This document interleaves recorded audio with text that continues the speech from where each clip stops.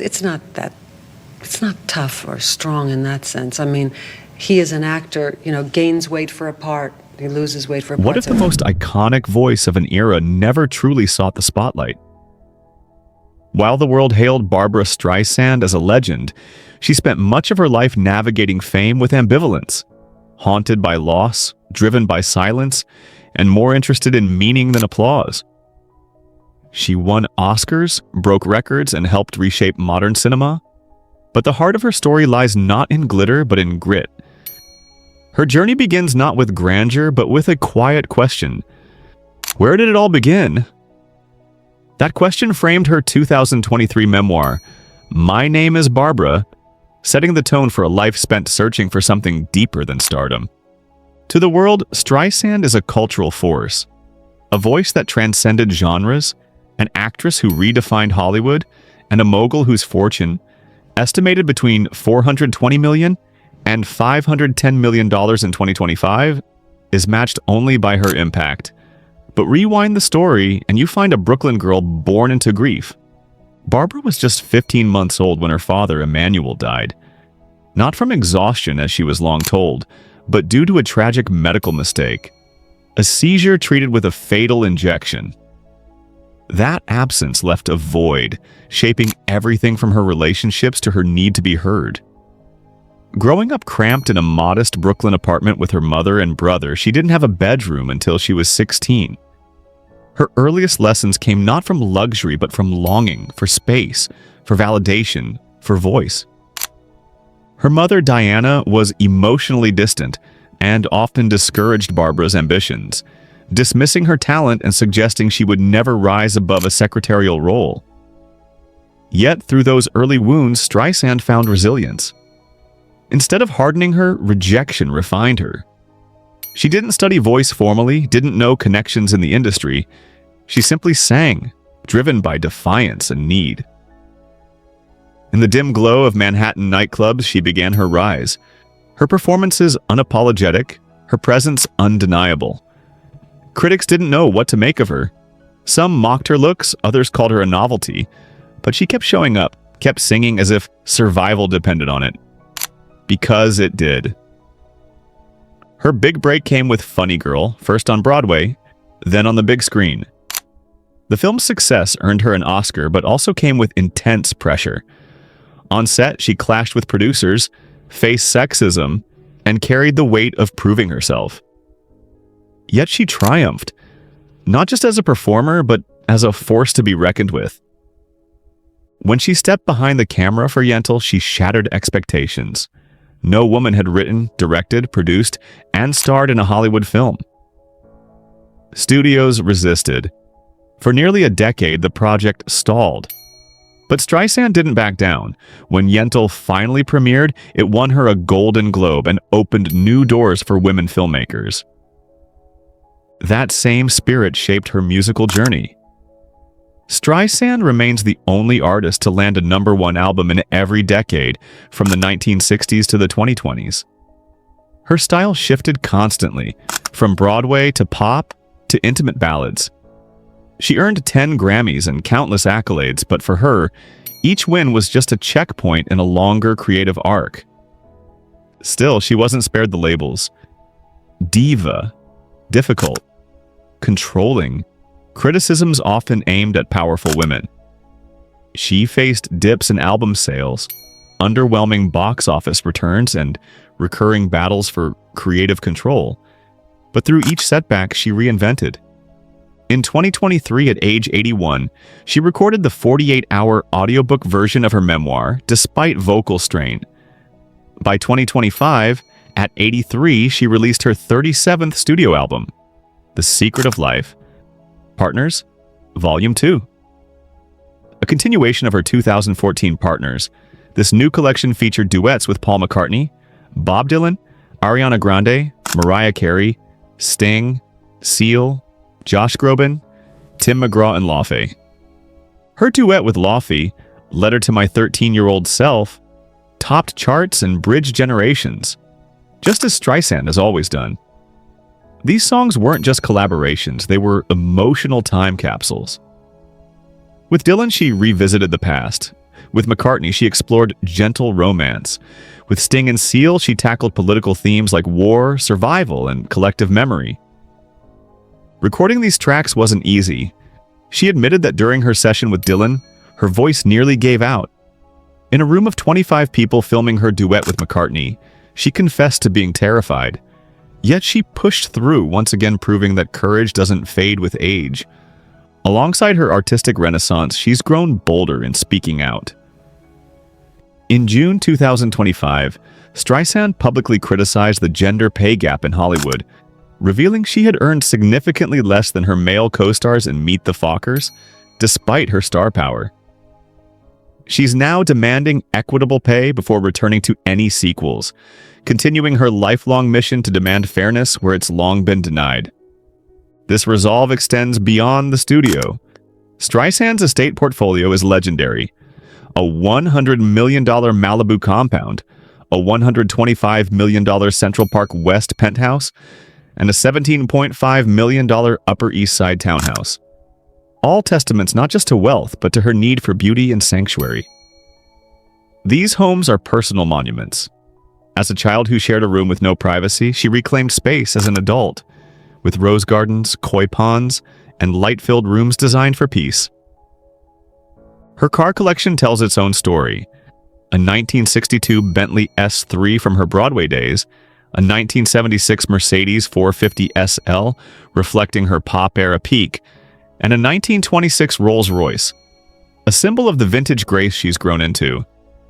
These aren't vanity trophies, they are memories on wheels. Even her private jet, a custom Gulfstream G5 and G6, is curated for comfort, not flash. She once delayed takeoff over missing clotted cream for her scones. It's not diva behavior, it's about control and detail. Streisand never settles. But the legacy that matters most isn't material.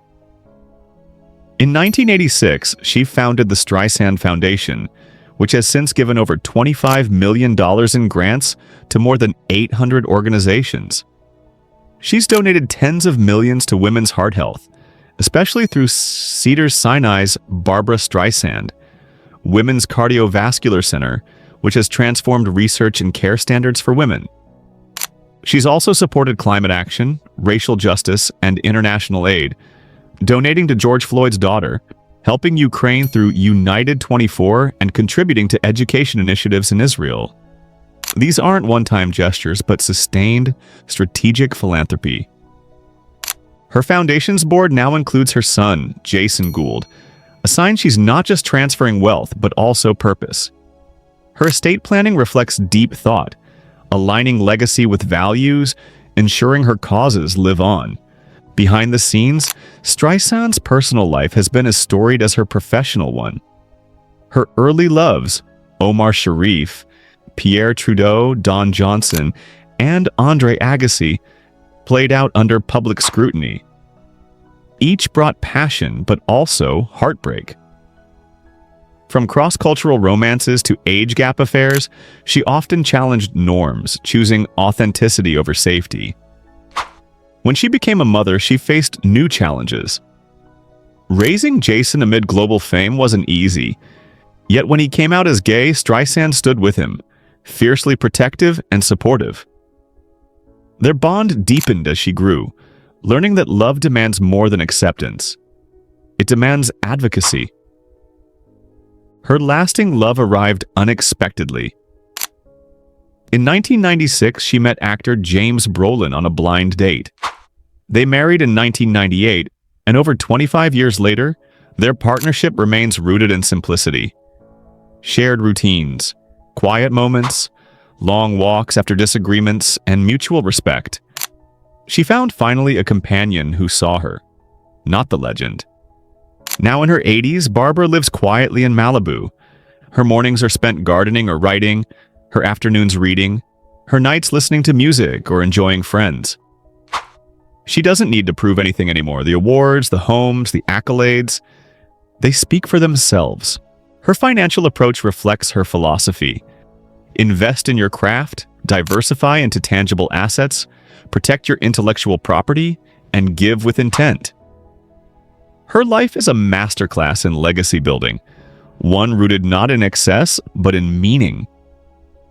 Barbra Streisand's story isn't one of unbroken triumph. It's a narrative of setbacks turned into fuel, silence turned into song, and pain transformed into purpose. From a childhood bedroom she never had, to estates worth hundreds of millions, she carved out a life of control and compassion. From battling studio sexism to pioneering female filmmaking, she's reshaped not just culture, but expectations. Her voice, tested but not tamed, still resonates. Her spirit, curious, stubborn, visionary, still pushes forward. And her legacy? It's not just in gold records or gated mansions, but in the lives she's lifted, the ceilings she's cracked, and the values she's immortalized. For Streisand, greatness was never about accumulation. It was about giving. And in that, she has given us more than music or films. She has given us a blueprint for how to live on your terms, love without apology, and lead with purpose. There is a shadow story to Barbra Streisand's fame, one that doesn't sit on gold records or Oscar stages, but rather in the unseen decisions, the sleepless nights, and the risks that almost derailed it all. For every award and standing ovation, there were a dozen quiet acts of defiance that most people never witnessed. Streisand's success wasn't accidental. It was relentlessly engineered, often at the cost of comfort, relationships, and sometimes even sanity. Barbra's meticulousness is legendary, but it stems from something deeper than perfectionism. It's rooted in fear. Fear of misrepresentation, fear of betrayal, fear of irrelevance. Early in her career, she was misquoted in an article that implied she had no formal education, even though she'd skipped grades due to her intelligence. That betrayal taught her to guard her words and control her image. From then on, she began to direct not just her films, but the perception of her. Control became a form of safety, not ego. One of the most quietly pivotal moments in her early life came not on stage, but in a tiny, fluorescent-lit rehearsal room in Manhattan. At 16, she had saved up to record a demo tape, just her voice, a cheap microphone, and an old upright piano. She begged a friend to sneak her into an audition space. That demo, full of minor mistakes and unrefined phrasing, somehow landed in the hands of a Broadway assistant who passed it along to an influential agent. She never told the full story of how that tape changed her life, perhaps because she felt embarrassed by its imperfections. But it was the first proof that her voice alone could open doors she wasn't meant to walk through. Throughout her life, Barbra wrestled with an intense fear of failure, not in a general sense, but a specific paralyzing dread that she would somehow prove her critics right. That's part of why she stopped performing live for nearly 3 decades. After a forgotten lyric during a 1967 Central Park concert, she spiraled into stage fright so extreme she canceled tours, turned down millions in offers, and avoided even singing in her own home when guests were around. The irony of having one of the most iconic voices in the world and being terrified to use it live was a contradiction that tormented her for years. Behind the camera, her battles were even more bruising. Yentl was more than a passion project. It was a war zone. Not only did studios resist her directing, but Jewish leaders criticized the religious interpretations. Feminists accused her of reinforcing gender norms, and male producers questioned her every creative decision. She had to fight to keep scenes where the camera lingered on emotion rather than action. She used her own money to finance parts of the film when studio funding ran dry. There were days she worked 18 hours without sleeping, collapsing into tears in her trailer, questioning whether she was destroying her career. The public saw her winning awards, but didn't see her weeping in solitude after exhausting herself to prove a woman could do what only men were allowed to try. Few know that she nearly walked away from Hollywood altogether in the early 1990s. After a string of exhausting projects and a series of tabloid attacks that criticized her appearance, her voice, and her political outspokenness, she felt spent. She started fantasizing about becoming a full-time furniture designer. She began sketching chairs and lamps, even making appointments to shadow artisans. There's an alternate timeline in which Barbra Streisand never returned to entertainment after The Mirror has two faces. Instead, she seriously considered a quiet life designing homes in Sonoma. It was her husband, James Brolin, who ultimately convinced her that art still needed her. Her relationship with fame has always been transactional. She never sought celebrity for its own sake. In fact, she hated being recognized on the street. She installed security cameras decades before it was trendy. She kept her circle obsessively small. Fame to her was a currency, not a goal. It bought her creative freedom, access to power, and the ability to fight for causes she believed in. But it also stole her anonymity and made trust hard to come by. Even at the height of her stardom, she would sometimes take walks in disguise just to feel what it was like to be invisible again. There are also parts of her philanthropic work that she deliberately kept quiet. In 2009, after reading about high school girls in underserved areas who were missing school because they lacked menstrual hygiene products, she quietly funded a program through an anonymous grant. When a California public school district faced sudden arts program cuts, she paid for 6 months of salaries for theater teachers without ever attaching her name. These were not acts of charity for headlines, they were reflexes of conscience, rooted in her own experience of scarcity.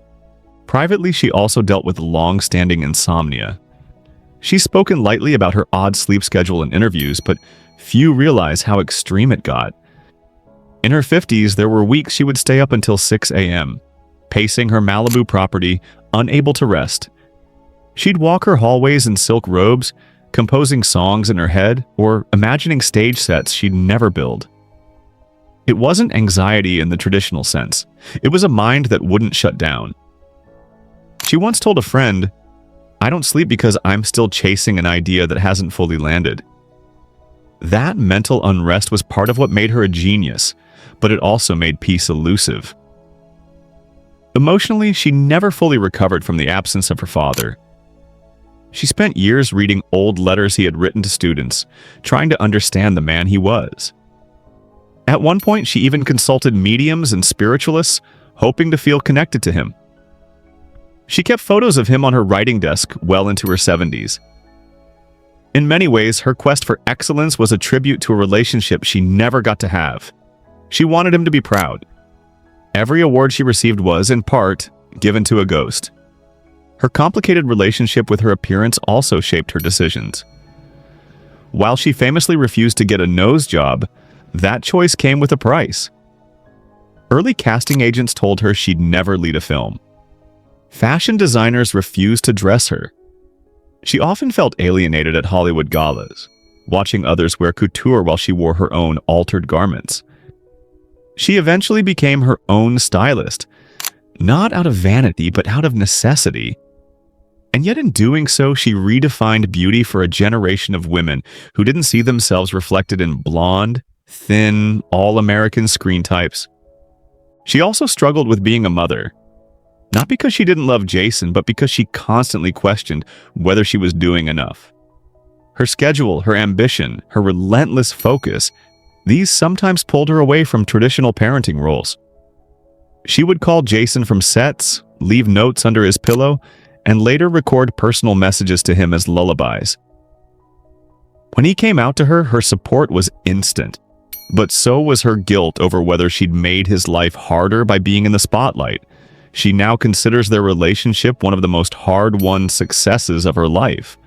Barbra Streisand also lived through waves of political disillusionment. While she remains a staunch liberal, there were moments, especially during the Iraq War and the 2016 election, where she privately considered leaving the country. She wrote drafts of speeches she never gave, met with policymakers in back rooms, and used her personal fortune to finance ads, documentaries, and voting drives. But it took a toll. Friends say she would often cry watching the news, not out of despair, but out of fury that progress was so fragile. One of the lesser-known facts about her is her love for silence. When she's home, the house is often completely quiet. No music, no television, just the ocean outside and her thoughts. She says it's the only way she can hear herself think. She designed entire rooms in her homes, particularly her underground mall in Malibu, not for shopping, but as quiet sanctuaries where she could disappear. The idea of a mall was mocked in tabloids, but it was her version of a creative retreat. Each storefront was a visual story, a tribute to places she never got to visit as a child. Streisand's legacy is often framed in terms of what she built, achieved, or fought for. But what she sacrificed, the unspoken loneliness of being the first, the only, the one who had to prove women could lead, those costs remain largely invisible.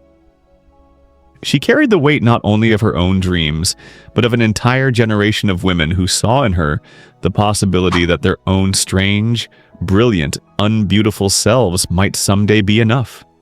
In the end, Barbra Streisand is not a myth. She is a woman who carved a path through resistance using nothing but her voice, her mind, and her refusal to be reshaped. Her story is not just of fame or talent, but of endurance, of staying when it would have been easier to disappear, of pushing when silence was expected, of remaining unapologetically complex in a world that prefers simplicity. If Barbra's journey moved you, dropped a memory into your lap, or made you rethink what legacy really looks like, hit that like button, drop a comment, and join us.